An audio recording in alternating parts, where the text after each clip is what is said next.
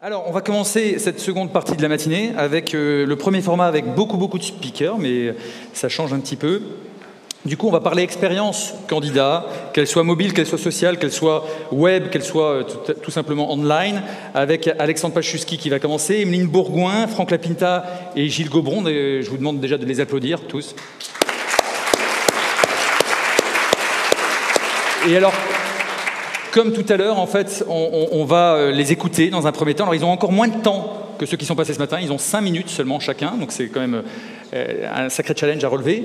Et une fois qu'ils ont tous terminé, ils seront assis sur la gauche, et du coup, on pourra échanger pendant une vingtaine de minutes avec eux. Voilà. Donc, Alex, c'est à toi. Bonjour à toutes et à tous. Donc, je suis là pour introduire ce sujet nouveau et passionnant qui est l'expérience candidat. Pourquoi nouveau? Parce que finalement, il y a encore quelques années, on ne parlait pas vraiment d'expérience candidat. Ou quand on en parlait, l'expérience candidat, ça voulait dire ça en fait. C'est-à-dire une longue file d'attente à la NPE, à l'APEC pour les cadres, dans des cabinets de recrutement à remplir des formulaires. Et cette notion d'expérience se résumait finalement à du papier, à des entretiens physiques. Et évidemment, tout cela a largement changé. Changé pour 2 raisons principales. Une, c'est la fameuse guerre des talents. Donc à côté de toutes ces personnes qui recherchent des emplois malheureusement aujourd'hui en France et un peu partout dans le monde, il y a des profils qui eux sont extrêmement recherchés, qui sont pénuriques et qui créent une vraie tension sur le marché de l'emploi et qui font que les entreprises sont amenées à déployer moult efforts. Et il y a évidemment l'avènement de toutes ces nouvelles technologies, que ce soit les tablettes, que ce soit les smartphones, je ne parle évidemment plus d'Internet, qui font que l'expérience effectivement candidat, ce mot qui a émergé, signifie aujourd'hui plutôt ça. C'est-à-dire que ça, c'est quelqu'un aujourd'hui qui cherche un job. Alors on parle de multi-device, de cross-platform. Effectivement, sur son canapé, grâce à quelques mots-clés comme les réseaux sociaux, Facebook en tête, les pages carrières, le responsive web design et tous ces mots un petit peu barbares dont vous pouvez entendre parler, font qu'aujourd'hui, quelqu'un qui recherche un travail le fait effectivement de chez lui, le fait en surfant. Alors qu'est-ce qu'il va faire exactement? Puisqu'en fait, il y a un certain nombre de chiffres qui appuient cette tendance. Finalement, si on regarde un petit peu les chiffres, je ne sais pas si j'ai peut-être pas passé un slide sur les chiffres, il y a le 97% de personnes qui vont chercher un emploi en se connectant sur Internet. Ce sont des 84% qui vont consulter les sites carrières. C'est 91% qui vont arriver à le faire par l'intermédiaire d'autrui et s'intéresser à une entreprise à partir d'un réseau social. Donc en fait, ça fait qu'aujourd'hui, on a une expérience qui est complètement différente. Et quand on combine ça, justement, avec cette guerre des talents qui fait que finalement les entreprises doivent être aujourd'hui déployer des trésors d'imagination pour faire que ce soit le candidat qui s'intéresse à l'entreprise plutôt que le candidat qui envoie des CV un petit peu comme des bouteilles à la mer, ça transforme effectivement un candidat en candidat un petit peu, on pourrait parler de candidat diva, avec 3 éléments saillants. Le premier, c'est le match me, c'est-à-dire que le candidat, et là, Franck Lapinta va avoir un exemple très intéressant avec My Coaching Room de la Société Générale, c'est effectivement un candidat où on essaye de faire un petit peu du sur-mesure, on essaye de l'inspirer, on essaye de dessiner un parcours de carrière possible pour faire la différence et faire que ce candidat s'intéresse plutôt à une entreprise A dans un secteur donné plutôt qu'à l'entreprise voisine. Le no-cue, c'est qu'en fait, on s'attend, à cause de ce renfort de technologie, à cause du fait qu'on soit ultra connecté, à ne jamais faire les choses 2 fois de la même façon, à ce que les choses aillent vite. Et quand on s'est donné du mal à remplir un profil LinkedIn, un profil Viadeo, on accepte assez mal finalement d'avoir à re-remplir un CV sur un site carrière. Et aussi bizarre que cela puisse paraître, on a beau chercher du boulot, si on trouve que l'expérience candidat, c'est-à-dire que la façon dont on va surfer sur le site carrière est pénible, peu intuitive, on peut se détourner de l'entreprise en question. Ce qui est quasiment contre-intuitif, alors qu'on cherche un job, on va faire un petit peu la fine bouche parce que finalement l'expérience n'est pas bonne. Et la troisième chose sur le cross-platform, c'est qu'on s'attend aussi, et là il y a déjà eu des présentations qui ont été dans ce sens ce matin, on s'attend à ce que l'expérience sur son laptop, sur son PC, son Mac, soit différente de l'expérience sur tablette, soit différente de l'expérience sur smartphone. On veut qu'on nous parle spécifiquement à nous à partir du canal que l'on utilise. Et là, on est sur cette notion de cross-platform. Donc, on comprend bien que la file d'attente à la NPE ou je ne sais où, qui se transforme en un client exigeant, qui est en fait ce candidat, change complètement la donne pour les entreprises et nécessite de revoir intégralement la façon dont on va appréhender ces candidats. Ce qui fait qu'aujourd'hui, là où l'entreprise était vraiment enterprise-centric et avait une communication très corporate, elle doit être user-centric. Et le user, c'est ce candidat, d'où la notion de marque employeur, c'est-à-dire qu'en fait, l'entreprise, que doit-elle faire ? Elle doit faire en sorte de déployer une vraie stratégie d'entreprise, comme pour vendre un produit, sauf que le produit, en l'occurrence, c'est elle. Et donc, la notion de marque employeur, c'est précisément pour mettre en évidence que l'entreprise a une vraie stratégie aujourd'hui de marketing pour arriver à faire qu'on s'intéresse à elle plutôt qu'à une autre. D'où on a un petit peu envie de parler de E2C, c'est-à-dire finalement de Enterprise Candidate, comme une sorte de nouveau domaine, avec vraiment une branche marketing, avec vraiment une stratégie qui est déployée. Et en fait, tout ça a un but, c'est la fameuse conversation. Pourquoi la fameuse conversation ? Il y a une étude Potential Park récemment qui a montré qu'en fait 58% des candidats vont sur une page carrière sur un réseau social précisément pour nouer cette conversation. Et nouer cette conversation, c'est peut-être avoir un contact direct avec le DRH, c'est engager un dialogue avec ceux qui travaillent dans cette entreprise, parce que derrière la notion de marque employeur, il y a cette notion de transparence. On a envie de savoir où finalement on va se rendre, de connaître l'entreprise, puisque finalement le souhait de tous les candidats, oui, c'est de trouver un job pour gagner de l'argent, mais c'est d'y être heureux dans cette entreprise. Et ça, c'est vraiment cette conversation qui va permettre d'amener cette transparence. Et donc aujourd'hui, on comprend bien que l'expérience candidat, c'est quand même quelque chose qui a à bâtir. Ça n'est pas que une solution bien sentie, une belle page carrière. C'est derrière ça vraiment un nouveau domaine à explorer, dont justement nos différents intervenants vont nous parler. Parfait, merci Alex pour cette intro. Très bien. Alors on va accueillir maintenant... Merci pour lui. Emeline Bourgoin, DRH de Dailymotion. Tiens, la petite zapette qui va bien. 5 minutes, c'est à toi. Bonjour à tous. Donc moi, je vais vous parler de l'expérience candidat. Alors si j'arrive à actionner la petite zapette. Ouais, sinon je te le fais pour... Ouais. Merci. Merci. Donc en partant finalement d'une expérience assez simple qui était la mienne, quand j'ai rencontré Dailymotion dans le cadre de mes entretiens, c'était en 2011, je suis arrivée, c'était le néant. J'ai eu mon expérience candidat, je suis allée sur internet, j'ai tapé Dailymotion, donc oui, je suis tombée sur le site de Dailymotion. Je suis tombée aussi sur une page Wikipédia qui expliquait rapidement l'historique de cette société, mais hormis cela, rien. Donc c'était un petit peu gênant pour faire ma recherche. Alors je dis rien, si, il y avait quand même une page qui était en anglais, français, avec une liste de jobs ouverts à l'époque, et encore on ne savait pas trop, et aucune présence sur les réseaux sociaux. Donc ça, c'était un constat que j'avais fait en tant que candidate, et quand je suis arrivée chez Dailymotion, au fur et à mesure des rencontres avec les candidats que j'avais à mon tour, je me disais que vraiment c'était catastrophique de ne pas avoir d'informations plus importantes que ça sur le groupe et sur ce qu'on était en tant qu'employeur. Donc là, je rejoins effectivement ce que vous disiez tout à l'heure. On a besoin d'avoir cette image, puisque sinon on arrive en entretien. Donc même si un nom fait rêver et est assez attractif, ce qui est notre chance en France, en tout cas en dehors de la France, Dailymotion, ça ne parle pas forcément aux candidats. Et donc c'était important pour moi de mettre en place quelque chose qui parlait de nous. Et donc en fait, on a lancé en 2013 un vrai site RH et derrière une politique globalement de marque employeur assez complète. Et le témoignage que je voulais vous apporter aujourd'hui est plutôt autour effectivement de la construction de ce site RH, puisque en fait, après avoir écrit sur une feuille blanche ce que j'attendais de ce site RH, donc grosso modo qu'il parle de nous, qu'il le fasse finalement en adéquation avec ce qu'était Dailymotion, donc un site de vidéo. C'était important pour moi effectivement d'avoir des vidéos sur notre site, des vidéos des gens qui parlent le mieux de nous, donc nos employés, puisque la marque employée est aussi très importante. C'est eux qui représentent la marque employeur à l'extérieur. Et on a beaucoup de chance chez Dailymotion, puisque plus de 30% de nos recrutements sont liés à la cooptation. Donc je voulais profiter de cette opportunité pour avoir nos ambassadeurs qui parlaient sur notre site.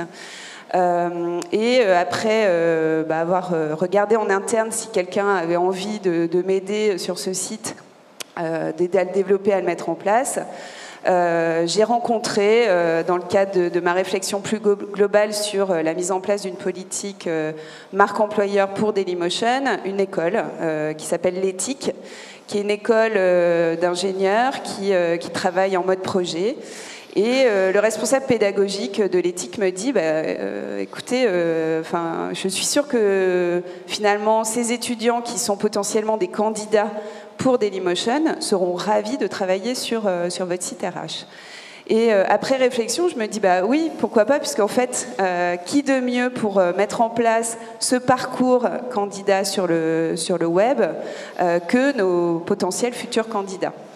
Et donc, en fait, ce site, Dailymotion Jobs, on l'a construit avec des étudiants de l'Éthique. Donc, c'est eux qui l'ont fait de A à Z, c'est-à-dire qu'on a lancé un concours. 40 personnes ont répondu volontaires pour participer à ce concours. Pour sentir l'entreprise, ses valeurs, etc., on les a invités chez nous pour évidemment qu'ils puissent voir un petit peu comment on était organisé, comment étaient nos locaux, quelles valeurs on transportait dans l'entreprise. Et donc on a créé ce site qui pour moi répond pleinement à nos attentes et aux attentes de notre candidat. C'est un site donc avec des contenus vidéo attractifs, des informations évidemment sur Dailymotion qui permettent aux gens de venir quand même armés en entretien et qui donnent envie de venir. Et on parlait tout à l'heure du multi-device.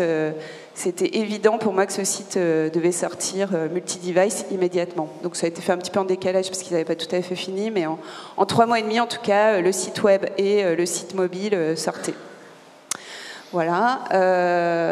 Donc je vous montre juste 30 secondes d'une petite vidéo qui vous permet de voir ce qu'on a fait, ce qu'on a réalisé donc avec ces étudiants et nos salariés.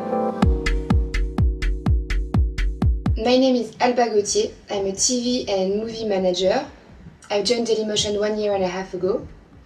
I have a master's degree in communication and artistry. So my job here at Dailymotion is to sign new content partners, and once we have signed them, to address all of their video-related problematic. The goal of our department is to get new content, whether on a qualitative or a quantitative basis, and again help out our partners in the production of their content and in developing their audience. We work with every department in the company. We have to work with the legal team when we sign contracts, then we have to work with the technical team when we receive the content of our partners. We work with the communication and marketing teams when we try to develop the audience of our partners outside of the platform.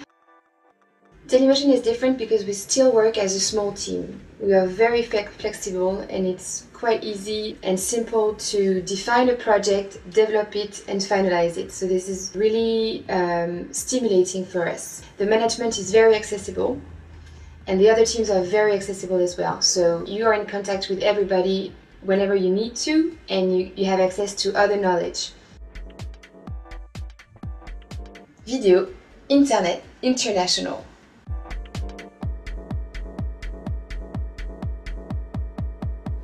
Voilà, donc ce petit témoignage juste pour vous dire que c'était une aventure vraiment très riche de réflexion entre les salariés, nos candidats et évidemment la direction d'entreprise qui nous permettent aujourd'hui finalement d'avoir reçu depuis 6 mois, avec une trentaine d'offres, plus de quasiment 5000 candidatures.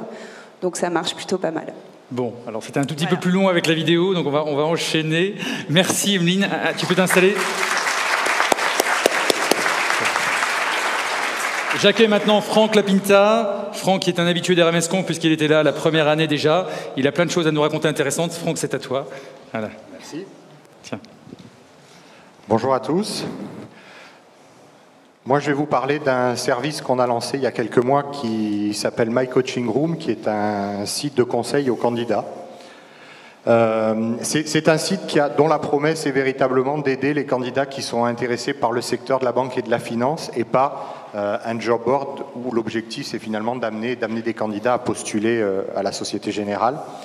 L'approche qui a été retenue, je vais vous expliquer pourquoi effectivement on a voulu avoir ce décalage et comment ça s'articule différemment avec les autres présences que l'on peut avoir.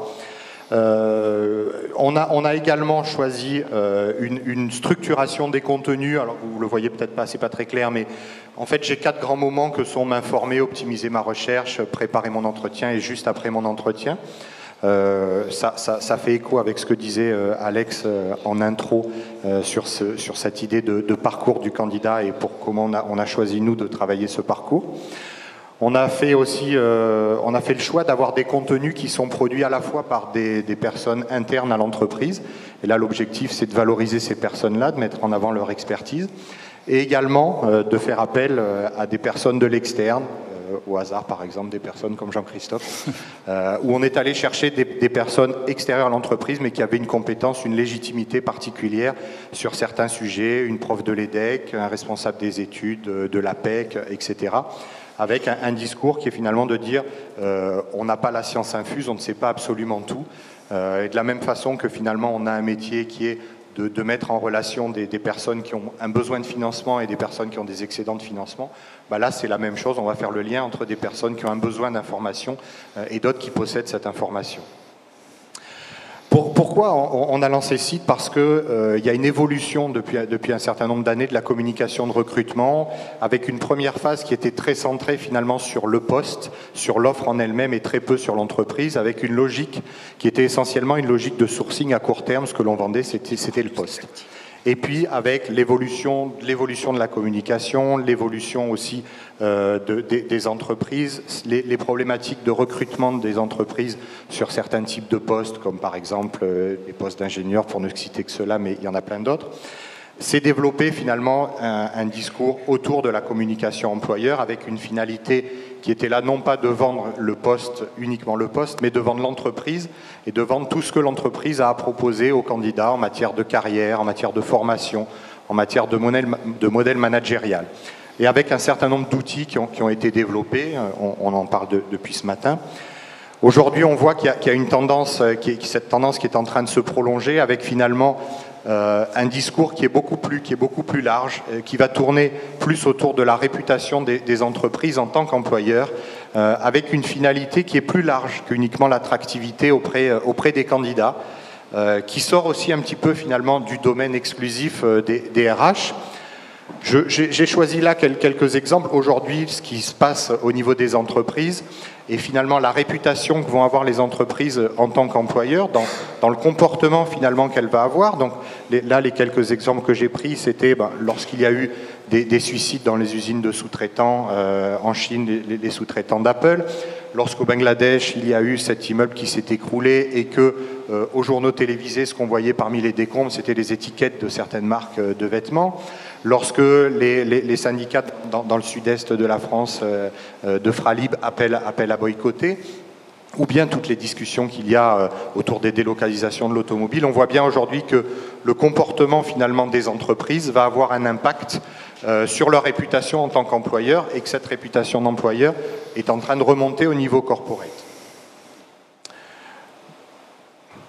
Alors, autre élément, et je reviens sur ce que je disais en introduction, sur finalement ces 4 phases qu'on a choisies pour structurer le contenu du site, c'est finalement la nécessité de maintenir la présence à l'esprit des candidats à tous les moments de leur cycle et finalement d'admettre que de la même façon qu'un client a un cycle de vie qui va avoir des attentes en matière de contenu et d'information qui seront différentes à certains moments de leur vie, c'est qu'on parle de prospects chauds, de prospects froids, de clients. Donc le choix, c'était aussi de se dire il faut qu'on occupe tous ces moments de présence dans l'esprit des candidats et leur fournir des contenus qui correspondent à leurs attentes.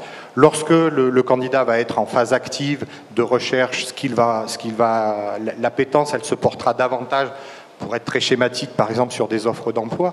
En revanche, à partir du moment où il a trouvé un poste, c'est évident que les offres d'emploi vont beaucoup moins l'intéresser. En revanche, comment je fais pour maintenir cette présence à l'esprit sur la durée et pas être uniquement à des moments en pointillés pour être beaucoup plus efficace. C'est le choix, c'est comme ça qu'on a positionné effectivement My Coaching Room en se disant on n'est pas là pour inciter les candidats à venir travailler chez nous, mais pour leur apporter un type d'information qu'ils ne trouvent pas sur le site de recrutement, parce qu'ils ont des problématiques qui sont différentes, et aussi parce qu'il y a la nécessité de travailler finalement cette dimension, cette réputation en tant qu'employeur, qui passe de plus en plus par des actions et des actes, et de moins en moins par de la communication.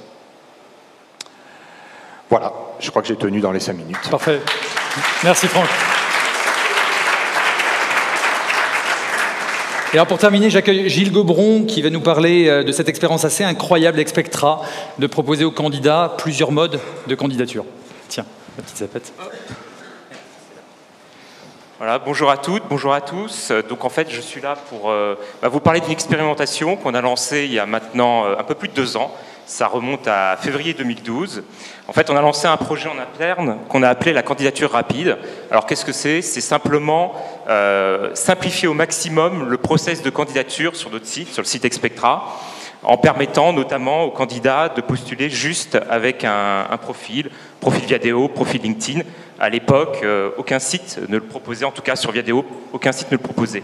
Alors, pourquoi on a fait ça? Tout simplement parce que justement l'expérience candidat, l'expérience utilisateur n'était pas probante. On s'apercevait qu'on avait un système de candidature via formulaire avec énormément de champs à compléter, donc ça ressemblait plus au site de la sécurité sociale qu'un vrai site emploi. Et surtout, au niveau statistique, on s'apercevait qu'on avait énormément de déperditions, de candidats qui lisaient nos offres d'emploi, qui voulaient postuler, mais au moment où ils découvraient ce fameux formulaire, ils se sauvaient en courant, ou alors ils oublient leur mot de passe, etc. Donc, on s'est dit, il faut qu'on remédie à ça. Et puis, on avait aussi envie de faire un petit peu de R&D. Bon, c'est un peu un grand mot, mais on avait envie de tester les choses. Au sein du groupe, on a cette faculté de pouvoir justement essayer de tester des solutions un peu novatrices. Et on s'est dit, les profils, postuler avec son profil, est-ce que les candidats vont le faire? Est-ce qu'ils ne vont pas avoir peur de vous donner des données un petit peu trop personnelles? Est-ce que notre réseau de consultants va savoir exploiter ces profils? Ce n'était pas forcément gagné. Est-ce qu'en facilitant la candidature, on n'allait pas se retrouver avec énormément de candidatures pas ciblées et donc beaucoup de bruit? Alors, on a voulu quand même tester tout ça. Et en février 2012, on a lancé la candidature rapide. Alors, à l'époque, il n'y avait que le bouton Viadeo. On a été le premier à le proposer. Et comment ça fonctionne? C'est très simple. En gros, si vous êtes déjà connecté sur Viadeo, quand vous trouvez une offre d'emploi sur notre site, il vous suffit de cliquer sur le bouton Viadeo. Vous voyez automatiquement une petite fenêtre qui s'affiche avec l'adresse email issue de votre compte qui va être utilisée pour le suivi de votre candidature. Donc c'est assez important parce que souvent dans les profils, l'adresse qui est ici, c'est une adresse professionnelle. Donc ça peut être délicat par la suite d'avoir tout un suivi de candidature sur votre adresse pro, vous pouvez la modifier. Mais si tout est bon, vous acceptez simplement les conditions générales d'utilisation, vous cliquez sur envoyer ma candidature et c'est bon, vous avez postulé à l'offre. Donc si vous êtes déjà logué, en 2 clics, vous postulez. Voilà, donc ça c'était en février 2012. Et en fait, quels ont été les résultats? Alors on a eu 2 surprises, si j'arrive à le faire fonctionner. Ah, pardon. Alors on a eu 2 surprises. La première, alors on l'a lancée en février. 2 mois plus tard, on s'est aperçu qu'il y avait 7% des candidats qui utilisaient leur profil Viadeo pour postuler. J'ai envie de dire seulement. Et puis on a attendu, on s'est dit, bon, on va laisser faire un petit peu le temps. Et en avril 2013, 14 mois plus tard, et surtout 400 000 candidatures plus tard, on a un peu moins de 7%, on est toujours resté dans les 7%, ça n'a pas bougé, de candidats qui utilisent leur réseau pour postuler, leur profil Viadeo pour postuler. Alors, c'est aussi bien pour répondre à des candidatures à offre que de nous envoyer une candidature spontanée. Donc ça, c'était assez marquant. Et le deuxième élément de surprise qu'on a eu, en analysant ces 400 000 candidatures et en essayant de les répartir par filière, on s'aperçoit que c'est les candidats issus de la filière commercial et marketing qui sont les plus enclins à utiliser leur profil Viadeo pour répondre à une offre, puisque pour une offre publiée en commercial marketing, on reçoit jusqu'à 10 profils, alors que les deuxièmes sont, on va dire, les cadres supérieurs, les dirigeants, où on reçoit 5 profils pour une offre, plus loin la compta, l'informatique, quasiment qui ferme la marche, ce qui était aussi une vraie surprise pour nous. Par contre, cette expérience-là, jusqu'à en tout cas 2012, ça nous a permis en tout cas de voir qu'au niveau du réseau, ça avait été adopté. C'est-à-dire que le retour de nos chargés de recrutement, c'est que oui, ils exploitaient ces profils, oui, c'était intéressant pour eux, non, ils n'avaient pas été submergés de candidatures, oui, ces profils étaient suffisamment renseignés pour pouvoir être exploités, ce qui était un vrai pari, parce que c'était une grosse interrogation au départ. Est-ce que je vais pas recevoir juste des profils complètement vides? Ce n'était pas le cas. Et surtout, notre premier objectif avait été rempli, c'est-à-dire qu'on avait augmenté, on avait gagné à peu près 6 points sur notre taux de transformation sur nos candidats. Donc on perdait beaucoup moins de candidats, et notamment les candidats dits pénuriques, c'est-à-dire les candidats qui sont tellement pénuriques qu'eux, ils ne vont pas prendre le luxe de remplir 15 formulaires pour postuler. Alors on a choisi d'aller un petit peu plus loin et on s'est dit, et si on proposait plus de boutons? On l'a fait avec Viadeo, on va peut-être rajouter LinkedIn, et puis des gens de YouBuzz sont venus nous voir en disant, nous aussi ça nous intéresse, est-ce que vous ne pouvez pas rajouter aussi un bouton de YouBuzz? Donc on l'a fait en mai de cette année, et je vais vous afficher les résultats. Là aussi on a eu, on va dire, quelques petites surprises.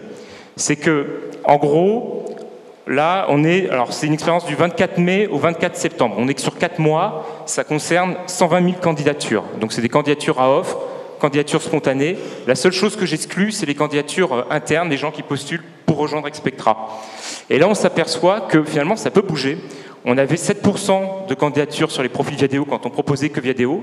Et là où on a rajouté LinkedIn ou YouBuzz, si on fait le cumul, on est à 7,5. Donc on a gagné très peu. Ça s'est réparti, et en fait, on a perdu un peu de profil Viadeo, mais qui reste largement majoritaire, alors que dans les faits, je crois qu'il y a peu de différence de comptes. Je crois que maintenant, c'est 8 millions de comptes en France pour Viadeo, je crois que c'est 6 millions pour LinkedIn, ça se tient assez, mais Viadeo est encore bien devant. Alors, l'autre surprise, c'est que j'ai regardé un petit peu les chiffres, j'ai essayé de voir s'il y avait des différences de comportement, et on s'aperçoit que quand il s'agit de répondre, d'envoyer en tout cas une candidature spontanée, ils sont 10% à utiliser leur profil quand il s'agit d'envoyer une candidature spontanée, et 7,25% quand c'est pour répondre à une offre. Donc en gros, la conclusion qu'on tire, c'est que quand c'est une réponse à offre, ils préfèrent utiliser leur CV, sans doute pour pouvoir un petit peu adapter leur CV, mieux le cibler à l'offre, ce que ne permet pas forcément le profil. Par contre, sur une candidature spontanée plus générique, ils sont plus enclins à envoyer leur profil. Alors, l'enseignement qu'on tire de tout ça, c'est c'est que ça fonctionne. 2, ça nous a permis, nous, en interne, surtout de sensibiliser tous nos acteurs, nos 300 consultants, à l'utilisation des profils dessus. Ça nous a aussi, l'hypothèse qu'on fait derrière finalement ce chiffre qui reste relativement bas, c'est que probablement beaucoup de candidats ont encore une attitude assez passive sur les réseaux sociaux, c'est-à-dire qu'ils sont dans une démarche qui est, je crée mon profil Viadeo, je crée mon profil sur LinkedIn, et j'attends que ce soit le recruteur qui vienne me chercher, j'attends que ce soit le recruteur qui me chasse. Par contre, quand le candidat est dans une démarche plus proactive, là, il préfère encore envoyer son CV. Voilà. Alors, il reste plein de choses à faire. Nous, c'était vraiment une expérimentation, c'est pas une étude, ça n'a pas la prétention d'être une étude, c'est juste une expérimentation au sein du groupe. On a plein de projets pour encore améliorer l'expérience utilisateur, des choses dont je ne peux pas encore parler tout de suite. Et la prochaine étude qu'on va essayer de faire, c'est un peu de creuser tous ces chiffres, parce qu'on en a quand même pas mal, essayer de voir, en fait, s'il y a une différence de taux de réussite entre les candidats qui utilisent leur profil pour candidater et ceux qui choisissent d'utiliser leur CV. C'est affreux de couper, mais là, bon, c'est super intéressant. Tu pourrais parler. Je pourrais en parler des heures, je suis très bavard. C'est clair, désolé. Mais comme tout le monde. Alors, si tu peux t'installer juste à côté de Franck, garde ton micro, parce que du coup, on va vous apporter d'autres micros. Merci Gilles, merci à tous.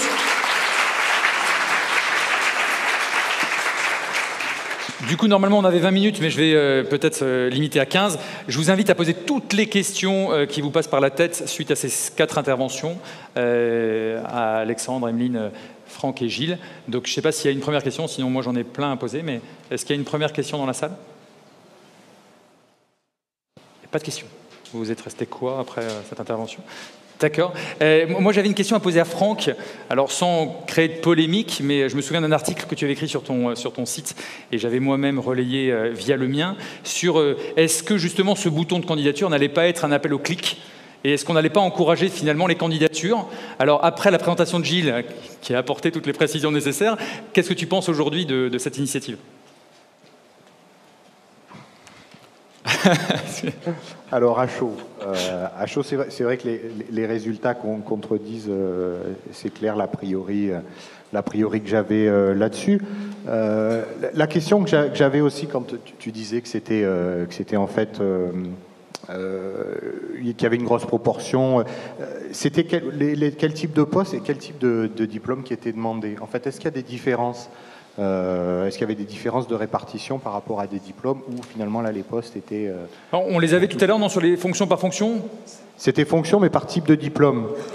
Alors, j'ai pas les infos. Voilà, je me suis pas intéressé, j'ai pas regardé les types de diplômes parce qu'effectivement, la volumétrie étant extrêmement importante, parce que ça porte sur 400 000 candidatures. Je vous avoue que voilà, je le fais à côté et j'ai pas forcément les outils statistiques nécessaires pour le faire facilement. Nous, en fait, c'est des postes. Ce qu'il faut savoir sur Expectra, c'est des postes, on va dire, agents de maîtrise, cadres. On se situe sur des salaires entre 20, 35, 40 000 euros à peu près. C'est sur ce type de poste-là. Par contre, non, je ne me suis pas intéressé, je n'ai pas été jusqu'à regarder s'il y avait des différences en fonction du diplôme entre ceux qui choisissent d'utiliser leur CV versus ceux qui utilisent leur profil.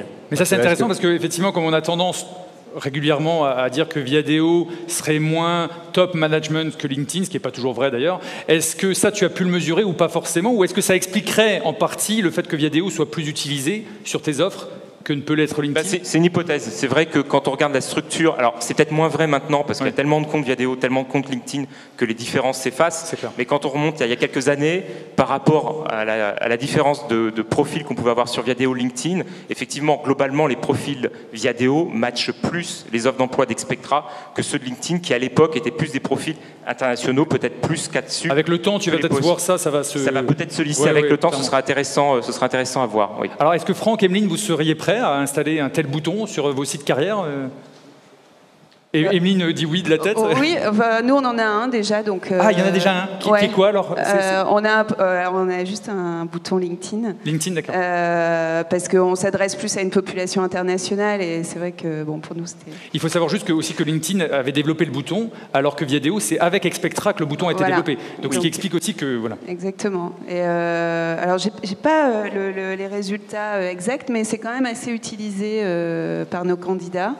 Moi, je me posais une question par rapport à Expectra. Est-ce que vous avez, derrière, est-ce que vos consultants demandent les CV aux gens? Ou est-ce qu'ils utilisent... En entretien, pendant l'entretien, une fois qu'ils ont candidaté via un profil, est-ce que Exactement. le CV... Est-ce que le CV, malgré tout, est toujours demandé aux candidats? Alors non, parce qu'en fait, automatiquement, ce qui se passe derrière, c'est quand il y a une candidature, nous, on va extraire toutes les informations nécessaires à partir du profil pour compléter finalement notre CV Tech et on garde en permanence le lien vers le profil. Donc l'avantage que ça a, pour nous en tout cas par rapport au CV, c'est qu'on n'a plus de problème de mise à jour. C'est-à-dire qu'on peut toujours se référer au profil. Donc même si on retrouve un candidat 3 mois plus tard, on n'a pas besoin de lui demander « renvoyez-nous un CV à jour ».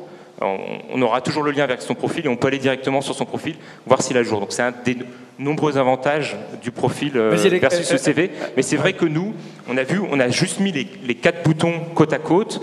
On n'a pas du tout fait de pédagogie aux candidats. C'est-à-dire qu'on n'a fait aucune incitation, on n'a pas dit aux candidats utilisez plus votre profil que votre CV. Il y a et l'habitude veut qu'aujourd'hui on utilise encore un CV, forcément.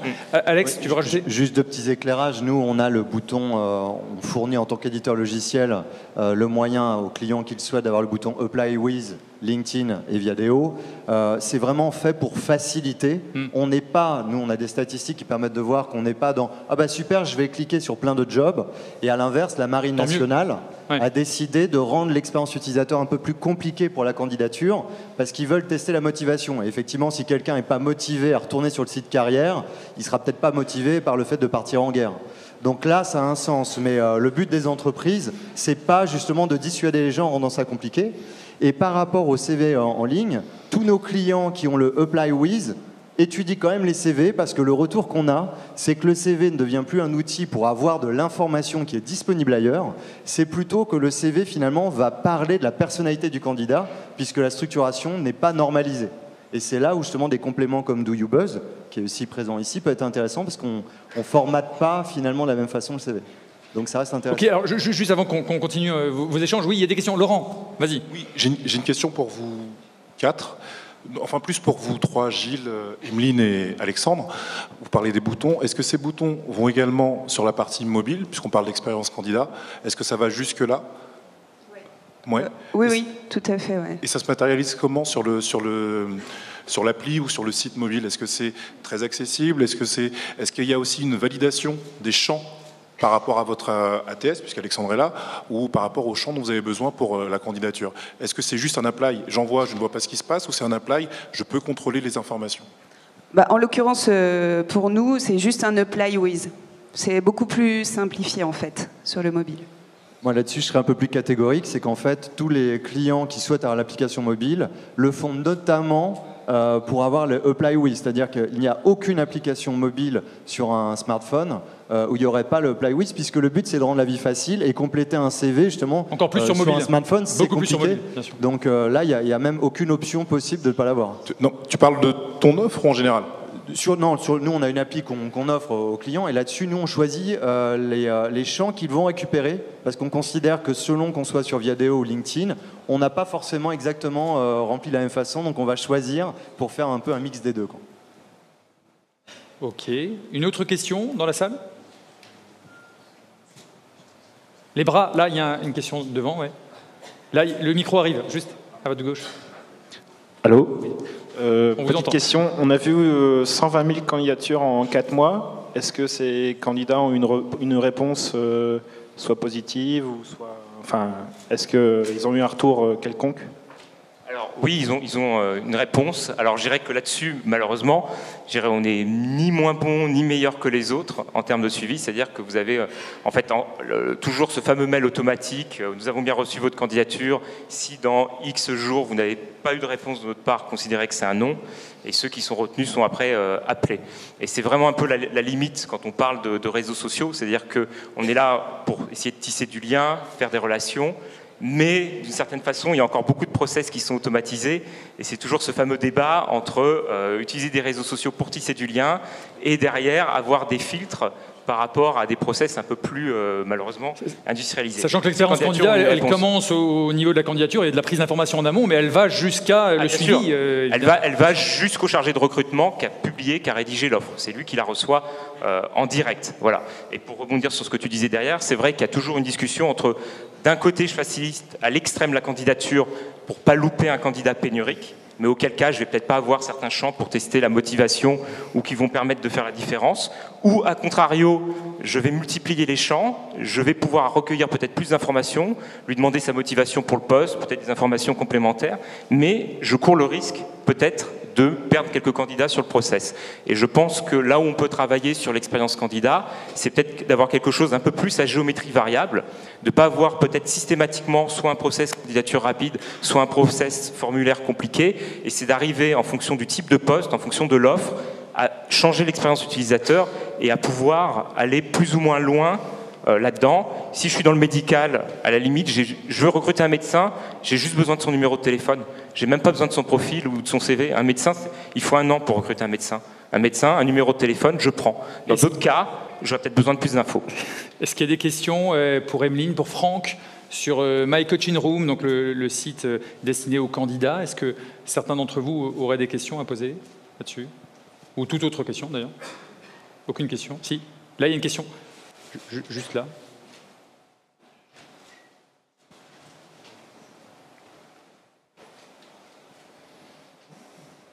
Bonjour. Alors moi j'aurais peut-être 2 questions même à poser. Déjà pour la marque employeur, on parle beaucoup donc de déployer cette marque employeur.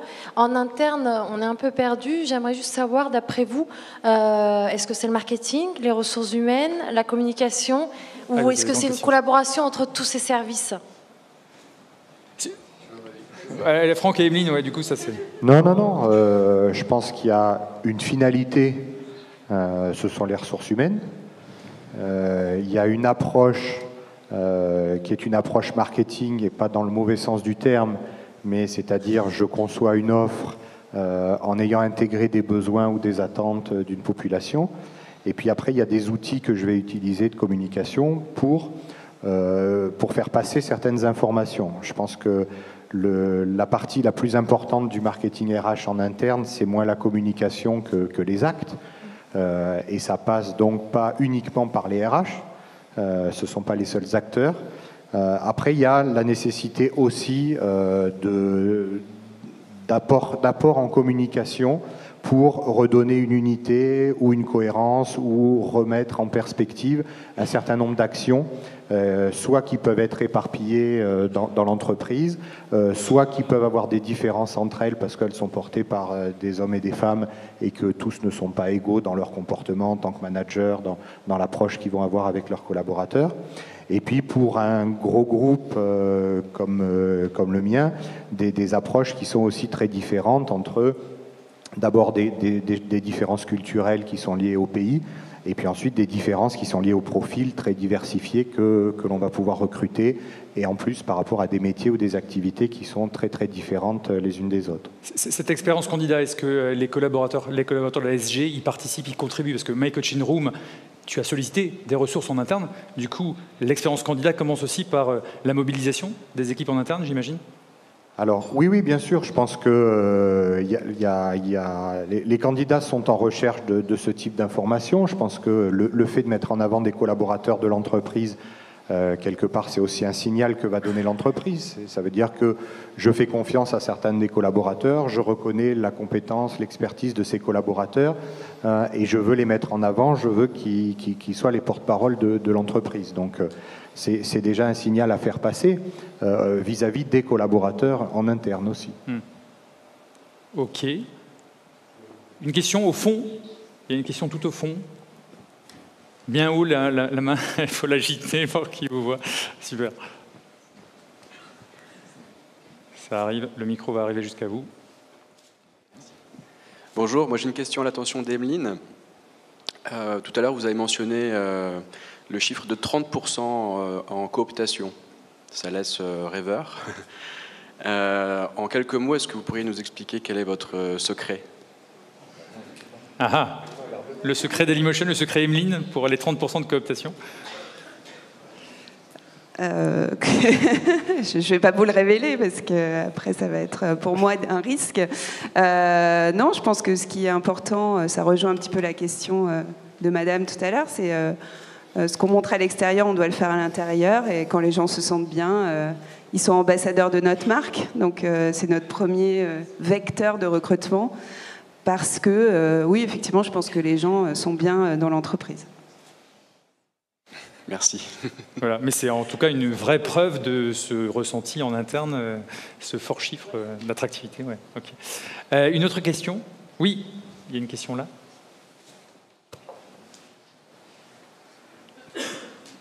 Question pour Dailymotion aussi, mais le recrutement par cooptation, ça a des défauts, c'est-à-dire que ça encourage la consanguinité. Est-ce que vous n'avez pas peur de cela? En fait, oui, c'est pas faux. Maintenant, la consanguinité, c'est aussi vrai dans des sociétés qui disent je ne veux plus recruter que des bacs plus 5, des hautes études, etc.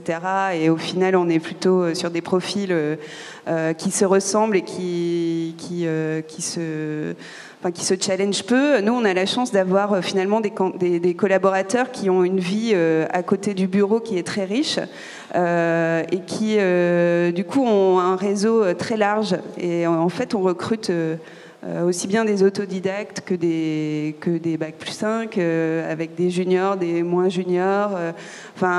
Franchement, là-dessus, je suis assez vigilante pour avoir des équipes qui se complètent.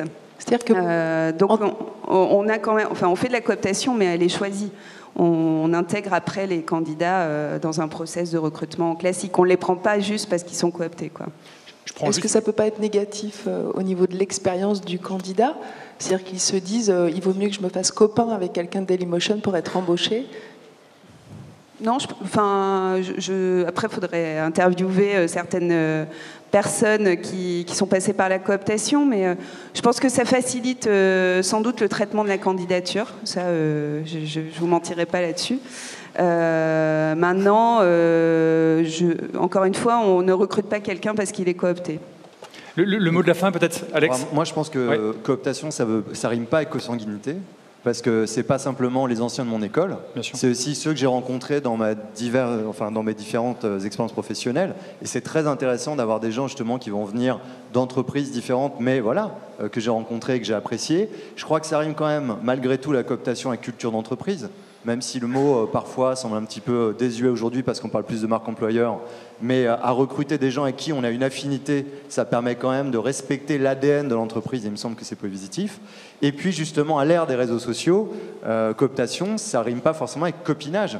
C'est précisément des gens avec qui j'ai pu nouer des contacts, et c'est simplement parfois cooptation d'avoir poussé un profil LinkedIn qui semblait intéressant et avoir fait le boulot d'un chasseur. Sans oublier qu'on prend toujours un risque quand même en recommandant quelqu'un et que c'est pas anodin de recommander quelqu'un. Donc on le fait pas juste parce que c'est un copain, il faut avoir confiance en la personne. Ok, je vous prie de vraiment les applaudir et de les remercier très fort.